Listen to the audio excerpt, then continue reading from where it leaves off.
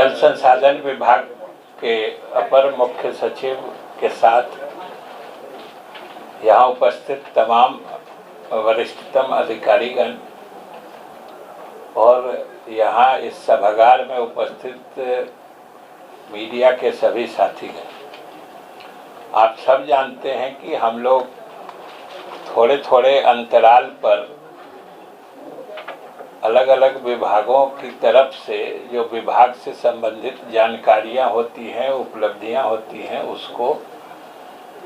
ये सूचना एवं जनसंपर्क विभाग द्वारा आयोजित प्रेस वार्ता के कार्यक्रम से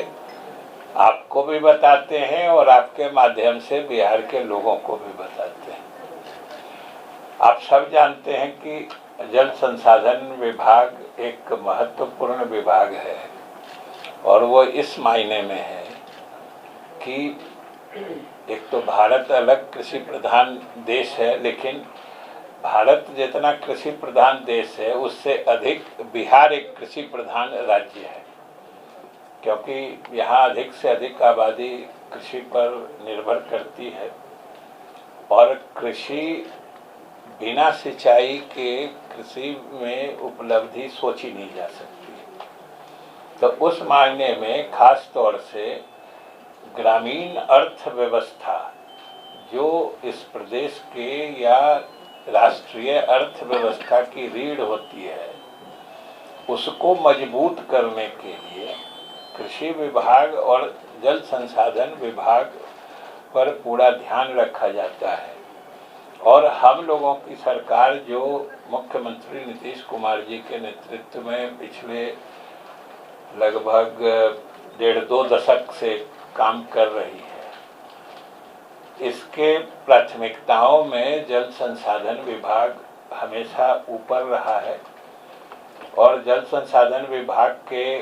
कई प्रकार के कार्य होते हैं। आप सब यहाँ अनुभवी पत्रकार उपस्थित हैं, सबों को मालूम है कि कई क्षेत्र में यह विभाग काम करता है। कि वैसे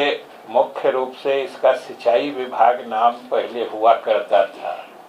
और आप उसी नाम से ही देखिएगा कि जैसे जैसे नाम बदला है विभाग का कार्य क्षेत्र भी बदलते जाता है। पहले सिंचाई, पहले तो उससे भी पहले नदी घाटी योजना विभाग कहलाता था, फिर आया सिंचाई विभाग, अब उससे भी आगे जल संसाधन विभाग हो गया। तो इसके मुख्य काम या मुख्य जो सिंचाई का काम होता है, किसानों को खेती के लिए सिंचाई का जल उपलब्ध कराना। और दूसरा जो खास तौर से ये पूरे देश में बिहार के साथ मैंने एक तरह से समझिए कि खास समस्या है, ये पूरे देश में और कहीं नहीं समस्या है इस तरह से या इतनी भयावहता से जो बाढ़ की समस्या हमारे यहाँ बिहार को झेलनी पड़ती है। वो चूँकि एक बहुत ही गंभीर समस्या होती है और उसके कारण बहुत ही मतलब क्षति होती है, अर्थव्यवस्था को नुकसान पहुंचता है। तो उसके लिए बाढ़ प्रबंधन भी इस विभाग के मुख्य कार्यों में, और वो बिहार की विशेष भौगोलिक स्थिति के कारण होता है। आप सब समझते हैं कि बिहार मैंने एक तो ऐतिहासिक रूप से तो जो था सो था ही, उसकी अभी हम लोग इस विभाग के संबंध में क्या चर्चा करें, लेकिन भौगोलिक रूप से भी हम कोई बहुत भाग्यशाली प्रदेश नहीं है, इसलिए कि हमारे यहाँ का पूरा जितना भूभाग है उसका समझिए कि 73% एरिया बाढ़ प्रवण है, मतलब फ्लड प्रोन है, कि उन इलाकों में बाढ़ आ सकती है। और एक बार बाढ़ आई तो समझिए कि आप पिछले समय में जो भी चाहे आधारभूत संरचना हो या फिर किसानों के फसल पैदावार हो, वो सब बाढ़ को भेंट चढ़ जाते हैं, काफ़ी नुकसान होता है। इसलिए इस विभाग के मैंडेट में प्राथमिकता में बाढ़ प्रबंधन भी होता है और धीरे धीरे अब जब जल संसाधन हो गया है तो हमारे पास जितना जल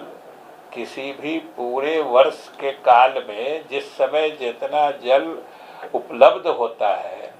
उसका हम लोग जो ऑप्टिमम यूज कहते हैं कि अधिक से अधिक जो लोगों के हित में उसका कैसे उपयोग कर सकते हैं, ये भी देखना इस विभाग के मैंडेट में धीरे धीरे आ गया है और हम लोग उसके लिए भी करते हैं। और सबसे बड़ी बात है कि जो अभी जो हम लोग बरसात के समय से गुजर रहे हैं, सब जानते हैं कि इस समय में हम लोगों के यहाँ जल की अधिकता रहती है और अधिकता अब एब्सोल्यूट टर्म में हम अधिकता नहीं कर सकते। ये भी अगर तुलनात्मक दृष्टि से देखें तो पिछले समय में ये जल की अधिकता भी अब वो नहीं रह गई है जो पहले हुआ करती थी, क्योंकि आप सब जानते हैं कि अंतर्राष्ट्रीय मानक पर जो पहले हम लोग वाटर सरप्लस स्टेट में थे, मैंने जिसको हम लोग प्रति व्यक्ति जल उपलब्धता के यूनिट से इकाई से मापते हैं, वो अब हमारे यहाँ भी धीरे धीरे घटता चला गया है। और वो अब हम लोग मतलब स्ट्रेस्ड कैटेगरी जो है, जब प्रति व्यक्ति एकदम ज़रूरत के मुताबिक ही जल उपलब्ध होता है, अगर जरा भी ज़्यादा उसकी मतलब मिसयूज हुआ या सही ढंग से उपलब्ध पानी का हम लोगों ने प्रबंधन नहीं किया तो पानी की बड़ी समस्या उत्पन्न हो सकती है। उस मतलब ब्रैकेट में, उस श्रेणी में हम लोग चले गए हैं।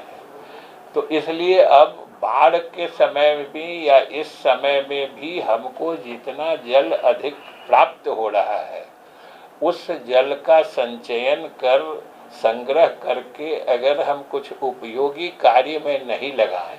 तो ये जल हमारा बर्बाद हो जाता है और जल की जो भी उपलब्धता है उसका सही उपयोग हम लोग नहीं कर पाते। तो उसके लिए भी हम लोगों ने कई योजनाएं चलाई हैं और वो सब योजनाएं समझिए कि बिहार के जल संसाधन विभाग की एक तरह से फ्लैगशिप योजनाएं हो गई हैं कि दूसरे प्रदेशों के लोग भी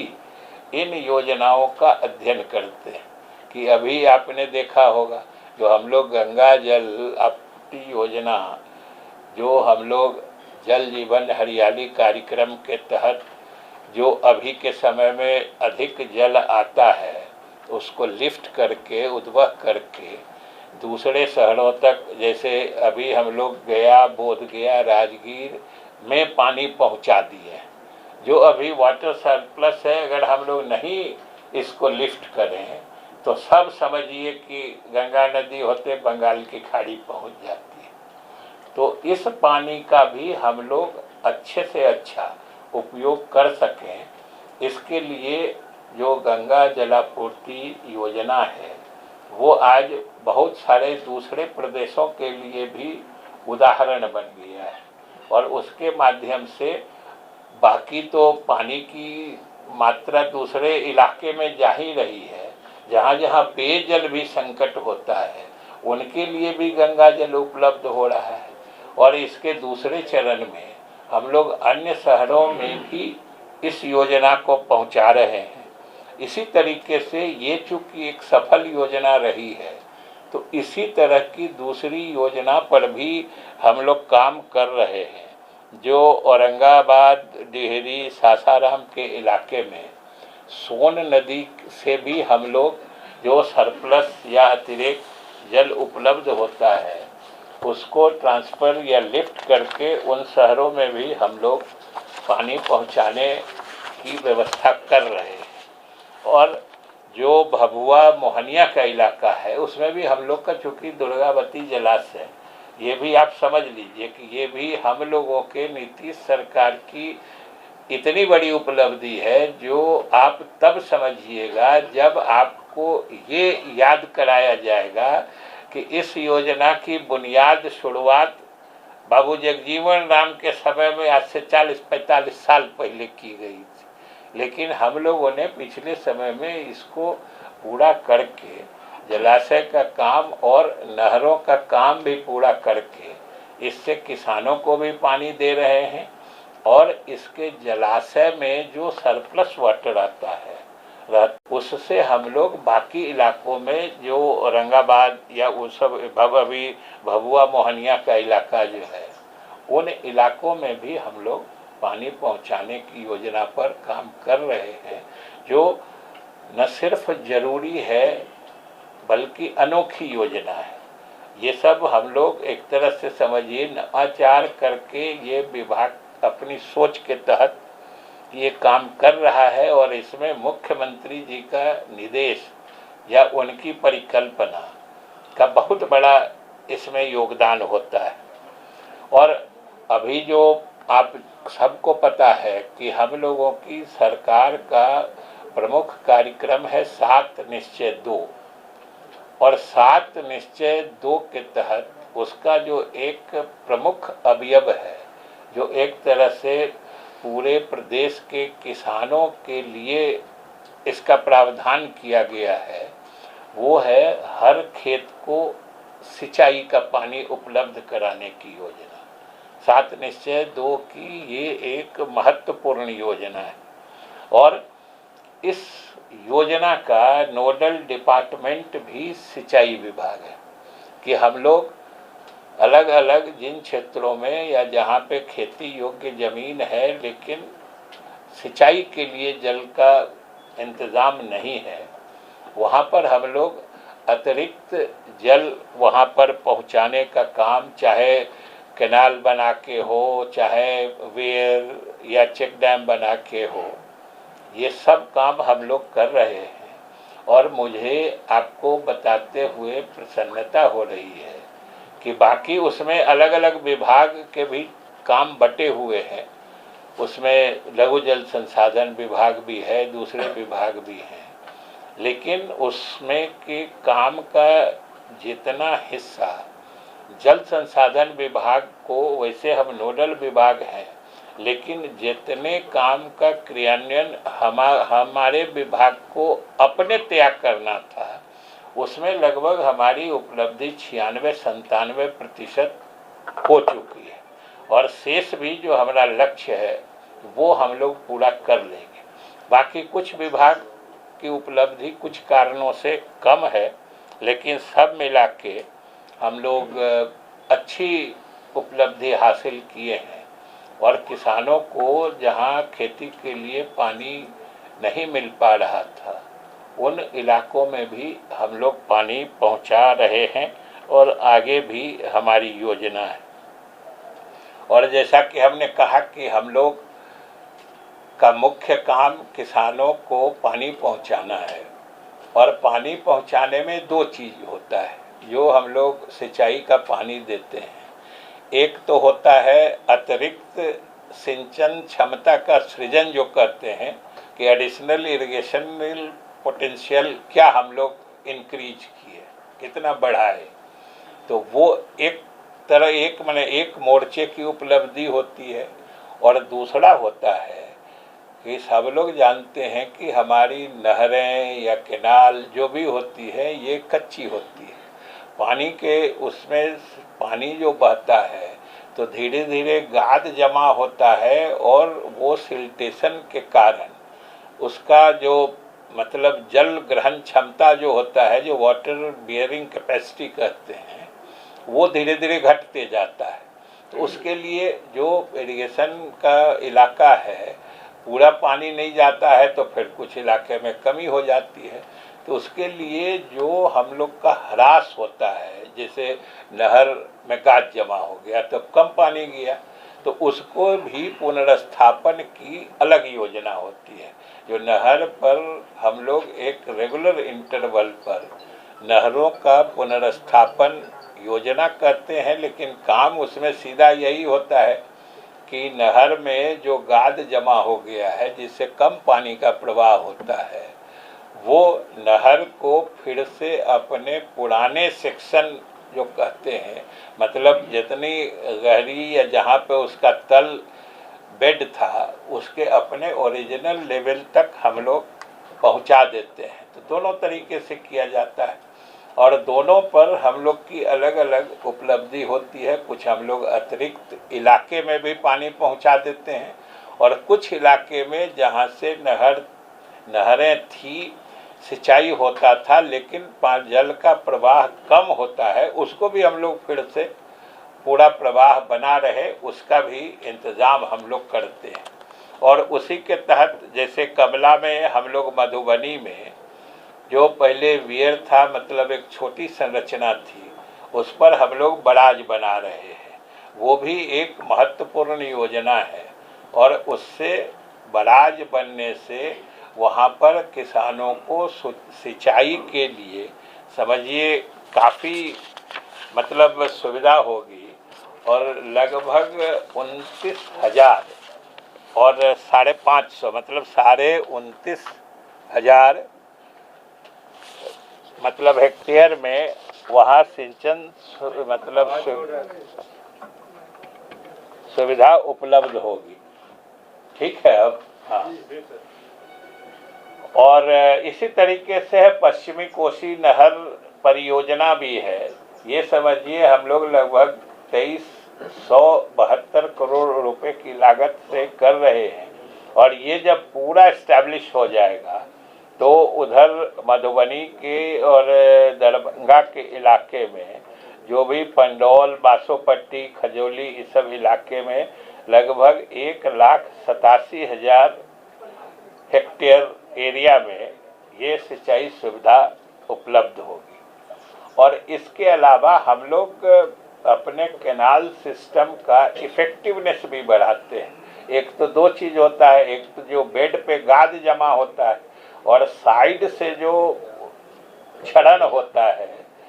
वो जो स्लाइडिंग पानी मिट्टी गिरती है तो उससे भी नहरों का नुकसान होता है। तो उससे बचाने के लिए हम लोग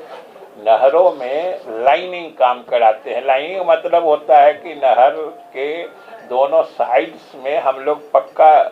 स्ट्रक्चर मतलब ईंट का या दूसरा कोई स्ट्रक्चर लगा देते हैं जिससे इसके किनारों का क्षरण नहीं हो और वो क्षरण होने से भी उसका सिंचन क्षमता घटती है। तो उसके हिसाब से हम लोग उसके भी क्षमता को बरकरार रखने का काम करते रहते हैं कि लाइनिंग कराते हैं जिससे कि वो अपने ओरिजिनल जो जल प्रवाह का उसका ये है वो बरकरार रहे। तो वो हम लोग अलग अलग इलाके में करा रहे हैं। सारण मुख्य नहर जो गंडक सिस्टम का पार्ट है उसमें भी करा रहे हैं और फिर सोन भी जो नहर प्रणाली है उसका जो ईस्टर्न लिंक कैनाल है उसमें भी हम लोग करा रहे हैं। और अभी फिर एक बहुत समय से लंबित योजना को हम लोग आगे बढ़ा रहे हैं। वो आप सब लोग को मालूम होगा कि उधर औरंगाबाद से लेकर उस इलाके में नॉर्थ कोयल जो जलाशय योजना, उत्तर कोयल जलाशय योजना जो पहले से अनेक कारणों से कुछ दूसरे प्रदेश से भी आपत्तियों के कारण और दूसरा एक जो वन विभाग की भी आपत्तियों के कारण वो अटकी पड़ी थी, उसमें भी हम लोगों ने काफ़ी उसके प्रोग्रेस किया है और उम्मीद है कि उसको भी हम लोग कर पाएंगे। और एक और जो हम लोग बड़ा महत्वपूर्ण काम कर रहे हैं वो है जो नदियों को जोड़ने की योजना। आप सब लोग सुने होंगे, हम लोग बहुत दिन से काम इस पर कर रहे हैं और यह भी बताते हुए हमको प्रसन्नता है कि नदियों के जोड़ने की योजना का निर्माण करने में पूरे देश में बिहार सबसे आगे है। हम लोग 8-9 योजना ऑलरेडी जो NWDA जो है नेशनल वाटर डेवलपमेंट अथॉरिटी, उसके सामने हम लोग का प्रपोज्ड है और सब पर धीरे धीरे काम बढ़ रहा है। और अभी आप लोगों ने देखा होगा जो कोसी मेची लिंक है उससे वो हम लोगों की काफ़ी मतलब वो योजना काफ़ी एडवांस स्टेज में चली गई है। आपने देखा होगा अभी जो नए बजट में जो निर्मला सीतारमण जी जो केंद्रीय वित्त मंत्री हैं, उन्होंने बिहार को अलग से कुछ योजनाओं में मदद करने की घोषणा की थी। उसमें एक ये भी था, कोसी मेची लिंक। कोसी का पानी हम लोग मेची तक ले आते हैं, इसलिए पानी भी ट्रांसफ़र हो जाता है और सिंचाई सुविधा भी इस इलाके में, जो कोसी का कैनाल सिस्टम है उसमें कैनाल के उस पार्ट में जहां पानी पहुंचने में पहले दिक्कत होती थी, वो अब इस कोसी मेची लिंक योजना से पानी हम लोग आसानी से और प्रभावी ढंग से पहुंचा पाएंगे। उसी तरह से बागमती और बूढ़ी गंडक, जो पुराना शांति धार कहते हैं, बागमती और बूढ़ी गंडक को जोड़ने वाली शांति धार योजना का मतलब शांति धार जो पुराना धार है उसको फिर कनेक्ट कर रहे हैं, जिससे वो दोनों नदियां भी जुड़ जाएंगी, तो आवश्यकतानुसार जल का स्थानांतरण हो पाएगा। और गंडक का है, गंडक और छारी अकालीन जो नाला है वो योजना है उसी तरीके से। और शिवहर जिला के पिपराही प्रखंड में बागमती और बूढ़ी गंडक को जोड़ने वाली एक योजना है। और ये सब तो योजना चल ही रही है, जिससे बाढ़ के समय में जो बहुत अधिक पानी है तो दूसरे नदी जहाँ पानी कम है उन नदियों में डाला जाता है, और इससे दोनों काम होता है, बाढ़ का शमन भी होता है और जहाँ पानी गया वहाँ कुछ सिंचाई का भी प्रबंध हो पाता है उससे। और इसके अलावा एक और जो काम हम लोग महत्वपूर्ण कर रहे हैं, जिसकी सामाजिक स्तर पर बहुत सराहना हुई है, कि नदी के वैसे तट जो किसी न किसी रूप में, सांस्कृतिक रूप में या ऐतिहासिक रूप में महत्वपूर्ण रहे हैं, उन तटों को सुरक्षित करके वहाँ आने जाने वाले लोगों को सुविधा उपलब्ध कराने का काम भी हम लोग विभाग से कर रहे हैं। उससे दोनों चीज़ होती है कि वह जो सांस्कृतिक स्थल है या ऐतिहासिक स्थल है उसकी सुरक्षा हो जाती है और आने जाने वालों लोगों को सुविधा भी मिल जाती है। जो हम कहते हैं, उधर उत्तर बिहार के होइएगा, आप लोग जाते होइएगा तो सिमरिया घाट देख लीजिएगा, बहुत अच्छा लगेगा आपको। उसी तरह सुल्तानगंज चले जाइएगा। अभी एक और हम लोग उसमें कर रहे हैं, एक और कहाँ का है, बख्तियारपुर का है, वो भी हो रहा है। सुल्तानगंज में भी देखिएगा, सिमरिया में तो कहते ना हजारों लाखों लोग आते हैं, और कटते कटते कभी ऊपर चला जाता था, वो नदी का किनारा और सुरक्षित था पूरा, हम लोगों ने उसको भी सुरक्षित कर दिया है और हर तरह की सुविधा वहाँ उपलब्ध कराई गई है। सुल्तानगंज आप सब लोग जानते हैं, धार्मिक, ऐतिहासिक, सांस्कृतिक हर तरह का वहाँ पर महत्व है। उसके भी किनारों को सुरक्षित करके हम लोग वहाँ विकसित काम कर रहे हैं। और बाढ़ से, इस सब के अलावा जो बाढ़ से भी जो हम लोग सुरक्षा कर रहे हैं, अभी आपको कहे हम लोग कि 73% इलाका हम लोगों का बाढ़ प्रवण है, मैंने फ्लड प्रोन है। उसको सुरक्षित करने के लिए हम लोग अभी तक जो पूरी दुनिया में एक्सेप्टेड तरीका है, स्वीकार्य तरीका है, वो बांध बनाने का ही है। बाकी तो रिवर कोर्स मैनेजमेंट का या पानी के फ्लो को डिफ्लेक्ट करने का, सेंट्रलाइज करने का, वो सब तो प्रोएक्टिव तरीका है, वो हम लोग कर ही रहे हैं। लेकिन कहीं कहीं पानी जब ज़रूरत से अधिक हो जाता है तो प्रकृति के चुनौती के सामने तो कोई टिक नहीं पाता है। हम लोग इसी बार जैसे गंगा में इतना पानी आया, 3-4 साल से पानी कम हो रहा था, और इस बार गंगा में पानी, जल का प्रवाह इतना तेज रहा, क्योंकि गंगा की जो सहायक नदियां हैं वो देखिएगा तो काफ़ी हैं। मैंने पूरा ये जो इलाका है, उत्तर प्रदेश, झारखंड, मध्य प्रदेश का जबलपुर वाला इलाका, इस सब इलाके में अगर कहीं जोड़ की बारिश होती है तो उन नदियों का, नेपाल तो हम लोग के सिर पर ऊपर में है ही उत्तर, कहीं पानी जोड़ से होगा तो वो पानी घूम के बिहार पहुंचेगा और गंगा नदी के माध्यम से घूमते घूमते वो बंगाल की खाड़ी में जाता है। तो अगर मध्य प्रदेश के जबलपुर अमरकंटक इलाके में ज़्यादा बारिश हुई तो समझिए सोन नदी उफना जाती है, और उसके बाद उत्तर प्रदेश से लेकर नेपाल तक आइए, मतलब पश्चिम से उत्तर तक में, तो शुरू करिए, चाहे घाघरा से शुरू होगा, घाघरा, गंडक, जो आपका कमला है, कोसी है, महानंदा है, सब जगह बारिश कहीं होगी पानी बिहार पहुंचता है। इसीलिए हमने शुरू में कहा था कि हम लोग भौगोलिक रूप से कोई बहुत भाग्यशाली नहीं है। हम लोग का एकदम उत्तर और दक्षिण दोनों तरफ ऊंचा इलाका है, और हम लोग हर नदी के निम्न भाग में है, मतलब निम्न प्रवाह वाले इलाके में है, जिसको लोअर राइपेरियन स्टेट कहते हैं ना। और हमेशा नदी प्रणाली की ये खासियत होती है कि ऊपर वाले लोग हमेशा अच्छी स्थिति में होते हैं, जब जरूरत हुआ पानी निकाल लिए, लेकिन वो जब नहीं निकाले, अभी ही जैसे देखिए आज जब हम आप लोग बात कर रहे हैं, हमारा सोन में डिस्चार्ज बढ़ा हुआ, क्योंकि वहाँ से जो हमारा रेहानदा बांध सागर है उधर अच्छी बारिश हुई, पानी खोल दिया। जब हमको ज़रूरत होती है तो हम लोग आदमी भेजते हैं, 2-2, 3-3 पदाधिकारी भेजते हैं, तब पानी छोड़ते हैं। और जब उनको ज़्यादा हो जाता है, जब हम लोग के पास भी पानी की दिक्कत नहीं है, तो उधर से भेज के बाढ़ की स्थिति बढ़ा देते हैं। तो ये अगर आप नदी के नीचे भाग में बसते हैं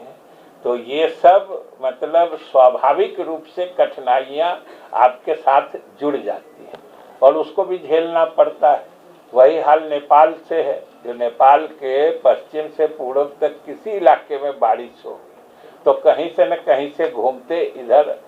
जल आता ही है। तो हम लोग उसके लिए कम से कम जो खेती या रिहायशी वाला इलाका है, कृषि योग्य अच्छी भूमि है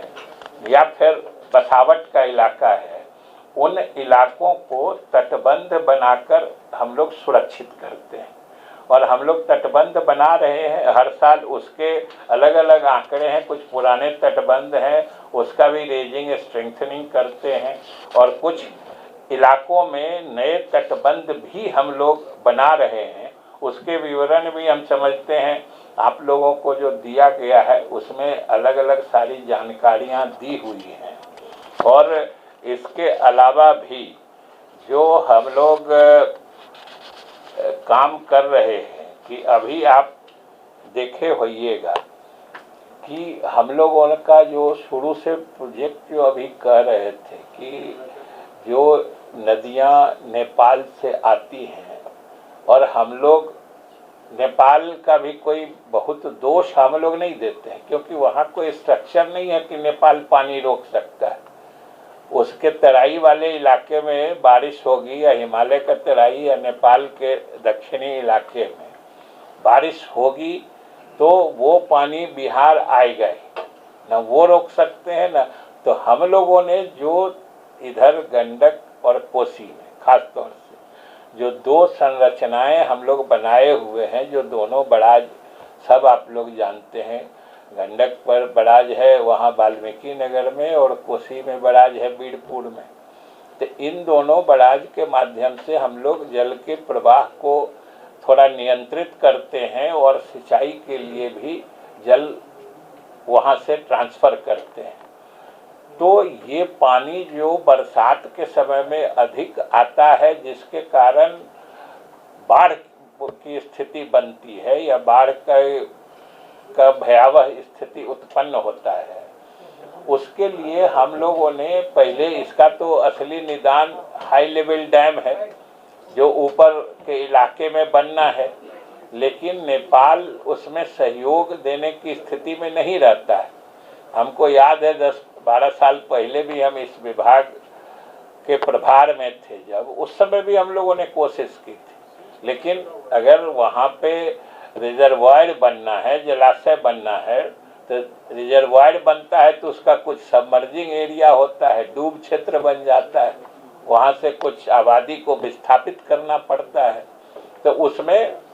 वो लोग पूरा अपना सहयोग नहीं देते हैं, जिसके कारण अब धीरे धीरे वो समझिए 2004 में ही एक जेपीओ ज्वाइंट प्रोजेक्ट ऑफिस बना था वो काम करने के लिए, और जो हाई लेवल डैम के जगह भी चिन्हित हैं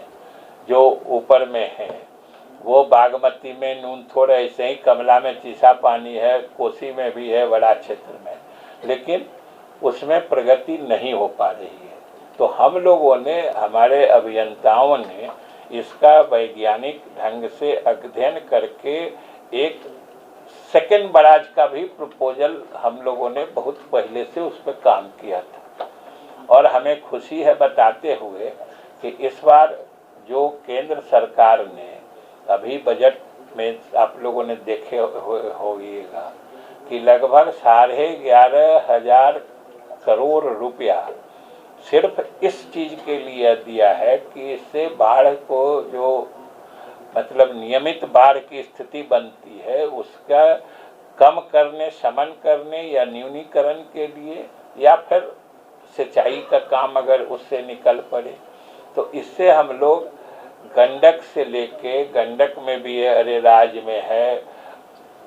कमला में भी है, कोसी में भी है, सब में दूसरे बराज का हम लोग प्रस्ताव तैयार करा रहे हैं। और जो बहुत पुरानी मतलब हम लोग की समस्या थी उसके निराकरण का एक समझिए दरवाज़ा खुला है, और हम केंद्र सरकार को धन्यवाद देते हैं कि उन्होंने इसमें मदद करने की घोषणा की है और इसके लिए कुछ बजटीय प्रावधान भी किया है। और हम समझते हैं कि इसके क्रियान्वयन हो जाने से किसानों के समस्या का भी निदान होगा,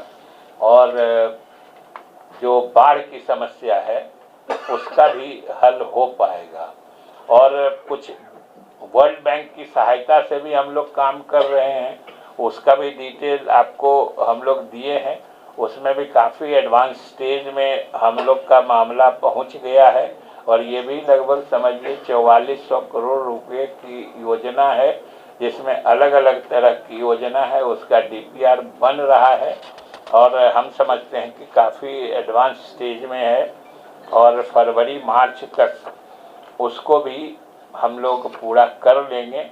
और बाकी तो तटबंधों को बचाने के लिए हम लोग बाढ़ संघर्षात्मक कार्य और बाकी काम सब करते ही रहते हैं। अभी भी हम लोग तो काफ़ी मुस्तैद थे, लेकिन एक आध जगह समस्या हुई।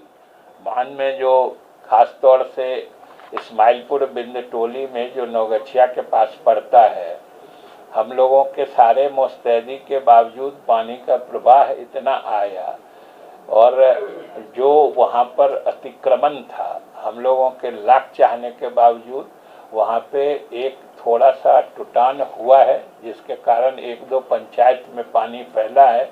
लेकिन हम लोगों ने वहाँ भी स्थिति को नियंत्रित कर लिया है। बाकी थोड़ा बहुत जो खास तौर से दक्षिण बिहार में जो झारखंड से नदियाँ आती हैं, उस पर बहुत सारे पुराने जमींदारी बांध बने हुए हैं, जो बहुत किसी ज़माने में कोई वैज्ञानिक आधार पर नहीं बल्कि आम लोगों की सोच के हिसाब से जो घेरा लगा सकते थे लगा दिए हैं। वहाँ कभी कभी नालंदा में या इस इलाके में भी थोड़ी समस्या आती है, जिराइन महतमाइन ये सब नदी जो है, तो उस पर भी हम लोगों ने काम किया है। और एक और जो आपको जानकारी हमें देनी है, जो अभी तुरंत हम लोगों ने ये उपलब्धि हासिल की है कि हम लोगों ने कई तरह के कार्यों हेतु एक एसओपी जो स्टैंडर्ड ऑपरेटिंग प्रोसीजर या मानक संचालन प्रक्रिया कहते हैं, वो हम लोगों ने तैयार करके उसको जारी कर दिया है। और इसकी सबसे बड़ी विशेषता या सुविधा इससे ये होती है कि इसमें विभाग स्पष्ट बता देता है कि जैसे कोई नहर है, कोई बांध है, कोई मकान है, ऑफिस है, कार्यालय है, उसका कैसे मेंटेनेंस करना है। और मेंटेनेंस को कैसे, फिर अगर कोई दिक्कत होती है तो उस परिस्थिति में हमारे फील्ड के ऑफिसर्स को किस तरीके से काम करना है, ये एक तरह से स्टैंडर्ड तरीके से, मॉडल तरीके से ये ऑलरेडी उनको डायरेक्टेड रहता है। उनके पास निर्देश प्राप्त है कि किस परिस्थिति में, किस आकस्मिक स्थिति में उनको क्या करना है। उसके लिए फिर उनको अलग से पूछने, क्योंकि बिना इसके ये व्यवस्था हो जाती है कि कोई इस तरह का प्रॉब्लम अर्जेंट इमरजेंट आया और फिर वो मुख्यालय को बताए, फिर वो कहे कि हम क्या करना चाहते हैं, फिर वो हमसे सैंक्शन लेते हैं, फिर वहाँ काम करते हैं। और कभी कभी ये भी मैंने अच्छा अनुभव नहीं रहा है कि इसी प्रक्रिया में वहाँ परिस्थिति और बदतर हो जाती है। तो उससे बचने के लिए ये एक एसओपी तैयार करके, जिसमें हर तरह का है कि नहरों के लिए भी है, पुल पुलिया के भी रखरखाव के लिए है। अभी देखे होइएगा कि हम लोग के नहर पर या बाकी जगह भी एक आध जगह कैसे पुल पुलिया जो है सो पहले के बनाए हुए गिरते चले गए। उसमें से अधिकांश में हम लोग जो एनओसी अनापत्ति प्रमाण पत्र देते हैं और जितनी गहराई से उनको पिलर बनाना है या पुल खड़ा करना है, क्योंकि हम लोग तो बस छोटे नहर पर बनाते हैं, बाकी जगह तो ग्रामीण कार्य विभाग या कहीं कहीं तो डिस्ट्रिक्ट एडमिनिस्ट्रेशन या गांव वाले लोग भी बना लेते हैं। तो अगर वो सही डिजाइन और सही स्ट्रक्चर नहीं रहता है तो वहाँ पर अगर प्रवाह बढ़ गया तो उसकी जड़ें हिल जाती हैं, पिलर ही हिल जाता है। और ख़ास तौर से ये अभी का जो अनुभव है, अभी कुछ दिन पहले जो लगातार कुछ पुल गिरे थे, कि जब हम नहरों या छोटी नदियों का पुनर्स्थापन करते हैं, जैसा कि हमने कहा, तो उसमें जो गाद जमा है उसको हटाते हैं, डिसिल्टिंग जिसको कहते हैं, गाद हटाते हैं। और जहाँ कोई पुल या स्ट्रक्चर उस सिल्टेड लेवल माने जमा गाद पर ही बना दिया गया और उसी की गहराई माप के पिलर बना दिया गया, तो वो टिकाऊ नहीं होता है ज़्यादा, क्योंकि सिल्टेड पोर्शन जो होता है उसकी मिट्टी हल्की होती है और जो भी गहराई का माप दिया जाता है किसी स्ट्रक्चर को बनाने के लिए, वो सॉलिड जो नेचुरल सॉइल लेवल करते हैं वहाँ से दिया जाता है। और वही हुआ कि जब गाद हटाया तो उसके पिलर का रूट ही, जड़ ही एक्सपोज हो जाता है, जिसके कारण ये प्रॉब्लम आई। तो हम लोगों ने अब उसके लिए भी एसओपी बना दिया है